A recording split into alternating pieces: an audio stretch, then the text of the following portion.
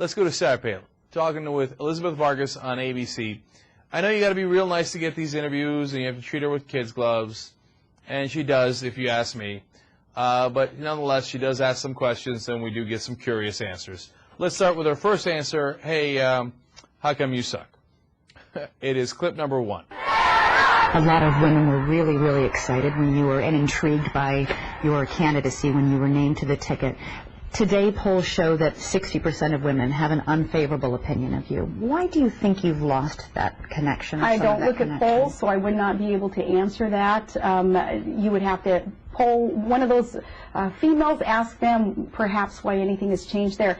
But you have to consider, though, that when there has been the constant barrage of a kind of a spin on my record or my positions, and there has been much of that negative spin, then perhaps it would change someone's perception if they had not met that person. I don't care what the polls say, though. I honestly don't. There have been a chorus of voices from the Republican Party, stalwart Republicans, who've come out and said they don't think you're qualified to be vice president.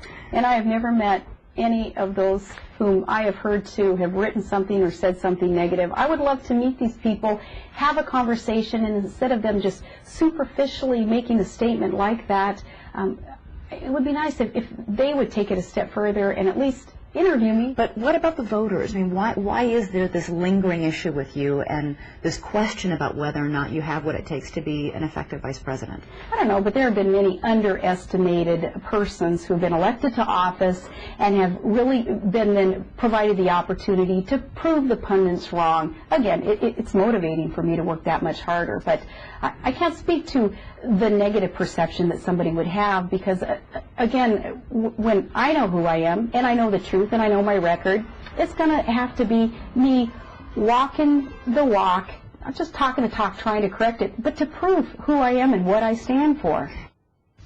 And you can't let the public opinion polls and focus groups, cause you to abandon what you believe and become the reason for making decisions. Yeah, you are exactly right, JR, man. She reminded me of 2 different people during that segment of the interview. One was George W. Bush. You know, some people have misunderestimated me, but, you know, sometimes politicians get misunderestimated like that all the time, and they come out on top like W did. And then, secondly, again, Miss Teen South Carolina. What is with all the again and alsos in places that don't make any sense? You know, like I just said again right there in the beginning, because I was going to repeat a point. She just puts it in the middle of a random sentence. She'd be like, I was eating cucumbers. Again, I was eating carrots. You're like, it doesn't, it's so disjointed. That's why it reminds me of Miss Teen South Carolina, who was like, and Iraq, such as the map. And I'm like, I can't put these words next to one another and have it make sense to me. So, all right, those are the superficial points, if you call that superficial. Now let's get to the substance of what she said. You can't criticize her unless you've met her? Man, that's a tough... Okay, that's it. Hey, everybody, all you right-wingers, not a word about Obama. Did you meet him? Did you meet him? No, you didn't meet him. That's it. Shush, shush. You got to meet somebody when they're a politician to be able to make a judgment on them, whether they seem competent or not competent? I mean, that's a ridiculous standard. And then she said, you know, I understand, again, also with all of this, again, negative spin. Yeah, there's negative spin because people are saying you're an idiot and you don't know what you're talking about and your policies are not what you claim they are. You know, I sold off that jet on eBay. Then I used a police jet instead. Okay, well, yeah, that's a problem. Then that's why you get negative spin. And then finally, come on, I don't look at the polls. And I don't care about the polls, then you're an awful politician. Because I don't know if you know this, the polls are what show you if you're winning or not, and at the end you're going to have a race where you're going to have the ultimate poll, and people are going to come in and vote. If you don't know how to direct your money, here, I'll give you a very solid example. Like she complained that they shouldn't have pulled out of Michigan. You know what? Maybe she's not looking at the polls. Maybe she's right.